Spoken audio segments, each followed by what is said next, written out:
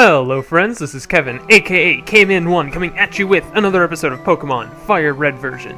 In the last episode, we took down Team Rocket at Lavender Pokemon Tower thing. I think it's just called Pokemon Tower, I don't know. Yeah, it's Pokemon Tower. Anyways, we took down Team Rocket there and got our hands on the Poke Flute. And in this episode, we are going to finally be waking up those Snorlaxes that have been blocking our paths. So, to basically talk about how upcoming things are going to be working. There are now two paths open to us in order to get to the next city with the next badge. And so I am going to be showing both of them off, but first things first, I am going to be showing only one of the battles with a Snorlax. So, let's go ahead and see what we can do. Snorlax woke up. It attacked in a grumpy rage. Excuse my coughing, my throat isn't amazing right now. But I am going to be leaving on my first of many trips in, like, 2 days. It's really more like 36 hours from now. So I'm just hoping to get one tiny last little recording in right before I leave, just to go ahead and see what I can do. And so I'm going to be I'm going to be trying to catch Snorlax, but I won't be heartbroken if I fail, and I'm not planning on using it on my team. And I've accepted the fact that Molster's probably going to get KO'd here, but you can always be hopeful, you know? And yeah, the thing to know about Snorlax is that both of these Snorlaxes will be packing Rest, which I've gone over it before. It puts them to sleep and heals them to full health, and they all come with Chesto Berries. So, yeah, they're kind of huge jerks. And alright, we get a Magnitude 8, so it should deal about a third of its HP, if I'm counting right. And, oh, wow, got a crit. I am very okay with that. And why would you... Okay, whatever. Stupid Pokemon AI set aside. I'm gonna go ahead and point out a move, Snore. It is a move that can only be used while a Pokemon... Wow, that was a lot easier than I expected. Anyway, Snore can only be used while a Pokemon is asleep. And it's 40 base power, normal type. It's not particularly great, and I know I said I wasn't going to be using the Snorlax, but I am going to go ahead and nickname him. Yeah, I think that's a little bit more of an appropriate nickname, given the scenario. So, we managed to catch a Snorlax, and none of my Pokemon got KO'd for it. So, that is very, very nice. But anyways, as I was saying, there are now two paths open to us that will lead to the next city. And I'm going to be showing off this one first, because it is by far the easier path. And basically, all you gotta do is, like, Cycling Road is the easier path because it's a slope, and it just, the game is literally playing itself for me right now. And you can press B at any time to stop, if you, like, want to avoid getting into battles, but we're done.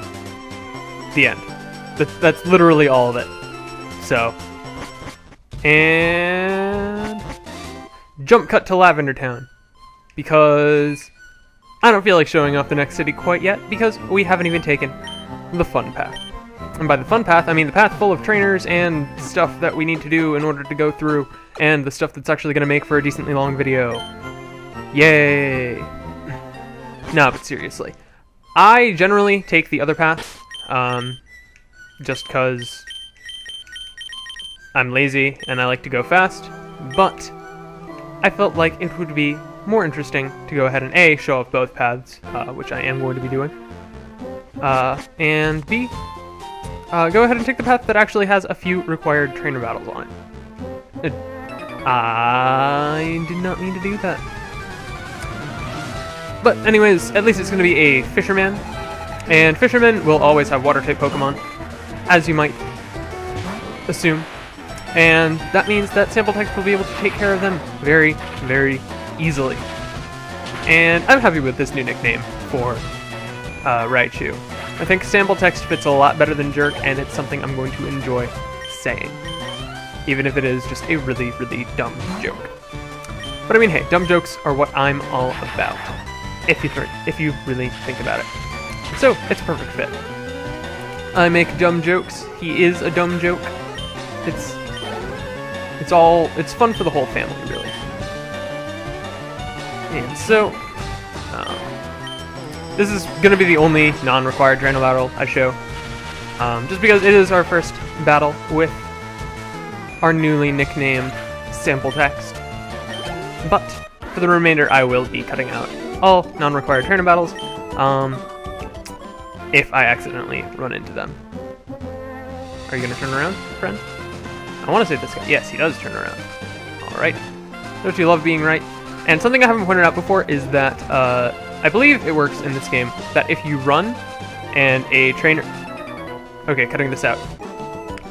Alright, that wasn't too bad. He only had 1 Goldine. But anyways, the point I was trying to get at is that if trainers will turn on the spot to like look in different directions, running will automatically make it turn so that they are facing you. So that is just something to keep in mind, and I'm going to go ahead and cut out this Snorlax battle because it's not important and I already cut the other one. But the Pokeflute sound is really nice. Oh, I haven't shown this move off yet, so I'll go ahead and point it out. Yawn is an interesting Pokemon move where, basically, it will cause the opposing Pokemon to be drowsy, which means if they don't switch out, then they will fall asleep at the end of the next turn. So it's just kind of an interesting way of sort of shaking up your strategies. Anyways, we want to go into this house, which is another reason I wanted to go this way, and if you talk to this guy, he says, I'm the fishing guru's younger brother. I simply love fishing. I can't bear to go without. He's saying the exact same thing, and I don't like to fish, but again, I want a free item. Grand, I like your style. I think he's saying the exact same stuff. Anyways, in a very odd case of weirdness,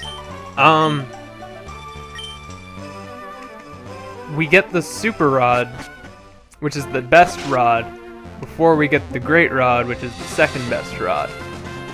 Because logic. Anyways, I'm pretty sure that's an important item back there, so I'll... yeah. I don't know, I don't want to show this battle, but... okay, this might be the item that I'm thinking of. Because if it is, then it's something hilarious. But he's not going to have too many very powerful Pokemon. And by too many powerful Pokemon, I mean he's not going to have any strong Pokemon at all. So that's what I mean when I say things. I mean something completely different, but still slightly related. So yeah. But anyways, if it is... my voice is dying. If it is the item I think it is, then it is something a little bit funny, but it probably isn't because the game developers probably wouldn't be that silly with how they design things. And so, magnitude 7, alright, I am very happy about that. Should be the one-hit KO, and it was. And we're finally at the point where my team isn't egregiously overleveled against random generic trainers. So, I am very okay with that, and basically what that means, alright, it wasn't what I was thinking, but it is an iron, which is another vitamin, which I believe raises defense, physical defense, rather than special defense. And it's very cool. If you cut down this tree, then there's some grass for you here, and you can walk around in the grass, but I'm not looking at getting any wild Pokemon, I'm just seeing if there are any items, and there aren't, so everyone's time was wasted. And you can sneak around through here. And I want to say all these people are trainers, and I was right. Alright, that battle was way longer than it needed to be. It's not that she had any strong Pokemon, it's just that she had 5 low-leveled Pokemon, and stuff like that. It's just really obnoxious to take out. Anyway, there's a PowerPoint up right over there. Very, very nice. I'm always looking at picking up PowerPoint increasing items. If you cut down this bush, then you'll learn about the secret underbelly of 9/11. Just kidding. I'm not going to make a joke like that again. Just because I don't care to fuel conspiracy theories. Also, there are wild Pokemon in this grass, obviously, in case, you know, you were for some reason thinking that there wouldn't be wild Pokemon in tall grass. But I don't feel like using a Repel since it's only going to be a little bit longer. And something I did in the past episode that you might have realized, but I didn't bother to point out, is that I'm just manually using up all of my normal Repels instead of wasting them, and it looks like I am going to have to get into a battle here. I always go with bird Pokemon. I've dedicated myself to them. Something interesting about what this guy says is that in the original games, bird type was a Pokemon type that was planned, but it was ultimately removed from the game because they already had flying type and they felt like it wasn't worth it. Or at least I think that's the story behind it. I know the bird type was a thing, but then it was ultimately just removed. I think they might have just replaced it with flying so that they weren't limited to birds with the bird type, but yeah. And the way people know that this is real is that the glitch Pokemon Missing Note in the first generation was of the bird type, so cool stuff there, I guess, if you're into like learning about weird glitches and stuff in video games, which I'm all about, if we're being honest, and if we're being dishonest, because yeah. And so sample text is already pretty high up in the levels. I mean, all of my team is within one level of each other, but sample text is my highest level Pokemon right now, so I will go ahead and switch Joggle Move to the front, hit that return with its excessively long animation, and should be the one hit KO. It was. Very, very nice. And his final Pokemon is a Fearow. Fearow is... I don't know. I used to really not like it because I thought Pidgeot was just like a better flying type, but I think it's pretty cool. It's not my favorite flying type from Generation 1, even like my favorite bird Pokemon, because there is one other bird Pokemon that is available on Cycling Road that I do really enjoy, but again, I'm not going to be using it because I already have a normal type and they would both be normal type, and yeah. I'm not all about having multiple of the same type of Pokemon on one team. If you're into that, like, no worries for you. I don't judge, but that's just not what I'm all about, you know? Everyone's got to play Pokemon to their own rhythm or something. And if you read this sign, he says, trainer chips, look to the left of that post. Basically, he's saying, I think the point is that there's a hidden item there. I think that's what that sign is trying to say, but... And are there any hidden items back here? Looks like no, and so that whole thing was time wasted. So if we come over here, then I'm hoping we'll be able to avoid this trainer, and we are able to. And we can get past that guy as well. And we are on Route 14. And we're back on Route 13, and we're on Route 14 again. Hooray. And I want to say there's an item that way, maybe, but I don't know. Have you taught your bird Pokemon how to fly? Yes, I have actually. Because I know what I'm doing. And something to note is that Fly is, I'm pretty sure, the only optional... Well, actually no, Flash is optional. But Fly is the only optional HM that they don't actually tell you anything about. Like, no one actively hints that, hey, this is the thing that could be useful. So a lot of people actually did go through the first generation of games without knowing that Fly was a thing. In later generations, they kind of made it so that you were required to get all the HMs. So that was fixed at the very least. But yeah. I personally always knew that Fly was there. I'm pretty sure I had like a strategy guide or something when I was younger. I don't really remember specifically, but it's just like I never had any issue playing Pokemon, whereas a lot of people I know did. So I don't know if I was just like good at video games naturally when I was younger, but I'm pretty sure I had some sort of strategy guide or something that helped me play the game and I missed. Dang it. So, I don't know. Should still be the... Really?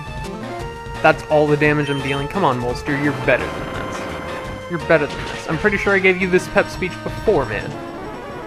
It might have been Molster, I don't remember. I give a lot of pep speeches to my Pokemon because I feel like talking to them. Shot down in flames. No, crushed with rocks, actually, which is much, much more terrible. And there wasn't an item, so it was all a huge waste of time. Hooray! Wasting time. Just kidding, I don't enjoy wasting y'all's time, because that would be very rude of me. There's a double battle for us, but what we really want is this berry right here. It's a Pineapple Berry, which I'm pretty sure is not anything that is useful to us in this game. You go up here, there are a bunch of bikers, but I don't feel like battling them. And there's some grass, but I don't feel like going through there. And if you do this, then you can come back here. And now we're on Route 15. Yes, we've crossed 3 routes in a single episode. Who would have ever thought it possible? And that's a double battle as well. And the reason I am coming back here, in addition to being able to avoid a lot of trainers, is TM18 Rain Dance. Rain Dance is, I want to say that's our first example of weather moves. And different weather do different things. Rain Dance will boost the power of water type moves. and also make the move Thunder have perfect accuracy. So, very, very cool. But anyways, now we will finally show what is beyond these two paths, and it is Fuchsia City. And there is a lot of stuff for us to do here, not the least of which being a Pokemon gym. But I will just sort of show off one by one different things available to us. Not gonna bother with that yet, just because it's not really super important to us. But if we talk to this guy, then he's the fishing guru's older brother. He simply loves fishing and is saying the exact same stuff. I don't like to fish, but I'll get a free item. And so now we get the good rod. Hooray! We already have the super rod, so, you know, kind of useless, but whatever. And you can fish back here, and I'm pretty sure you can catch Gyarados here if you have the super rod. But that's not something I really care about, because I don't need a Gyarados. I have a different water type in mind, and I'm planning on using. Hey, look, it's a Slowpoke. And so I'm going to go ahead to the Pokemon Center, but then I am going to cut, and we can explore the city a little bit more.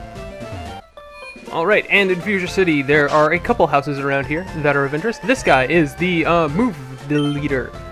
He can make Pokemon forget their moves. Would you like me to do that? Basically, this guy is here if you want a Pokemon to forget an HM move, and yeah, that's pretty much all there is to it.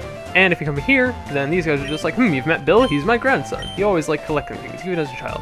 So this is Bill's family. They don't really have anything interesting for you, but I just think it's always cool to talk to them. So yeah.